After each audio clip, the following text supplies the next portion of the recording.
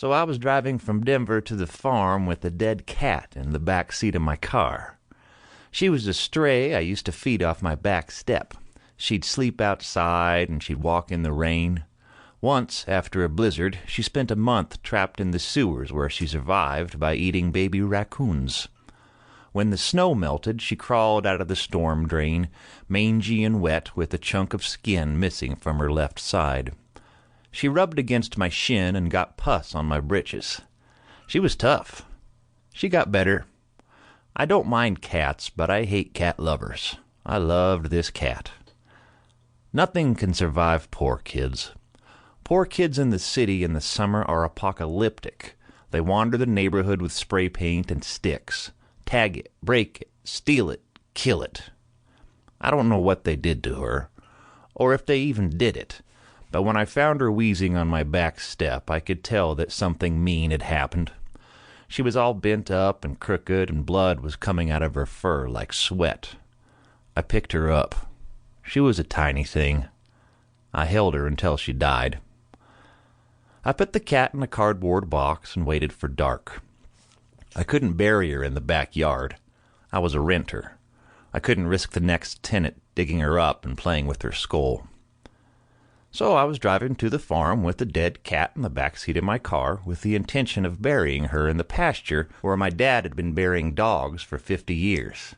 Bing, Cindy, Jumper, Lady, and Norman. Denver to Dorsey. 2 hours on a pale eastbound highway. Hawks sat on the telephone poles watching. Flocks of juvenile sparrows dive-bombed the car. A box turtle was basking on the highway, just begging to get run over. I hate to see roadkill turtle. They look like bloody rocks. Not this time. I pulled over, backed up, got out, and carried it into a pasture. I got cheatgrass in my socks. I stood in the pasture and looked west. Denver was gone. The mountains were gone, replaced by prairie, a shimmery horizon, and cumulus clouds building up for a prick tease of an afternoon shower. The dry world. It wasn't cracked or duned up like a real desert, just dry. Grass, sage, tumbleweeds, wild sunflowers growing in the ditches. The color was bleached out of everything. I pissed in the ditch.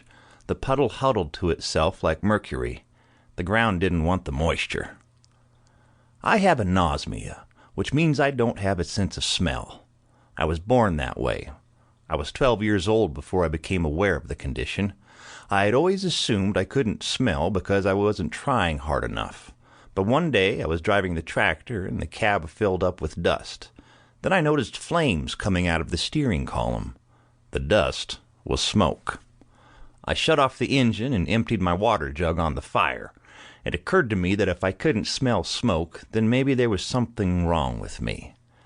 That night I told my mom about my condition. She said I shouldn't worry. There wasn't anything wrong with me at all. I just couldn't smell. Then she whispered in my ear, "I can't smell either. Don't tell anyone. They don't understand." She was right. There's lots of consequences to not being able to smell. You don't know when you stink, and you don't know when something else stinks, but you always suspect that something stinks because people are always reminding you. When somebody says, "Who stepped in dog shit?" I don't even bother looking at my shoe anymore. I just leave the room. It was me. Shit might as well be chocolate. I climbed back into the car and cracked a soda pop. I didn't feel like driving yet, so I just sat there. The windows were up. The air conditioner was broke. Let it bake. I was an Indian in a sweat lodge. A cop knocked on the window. I cranked it down. He said, "Everything all right?"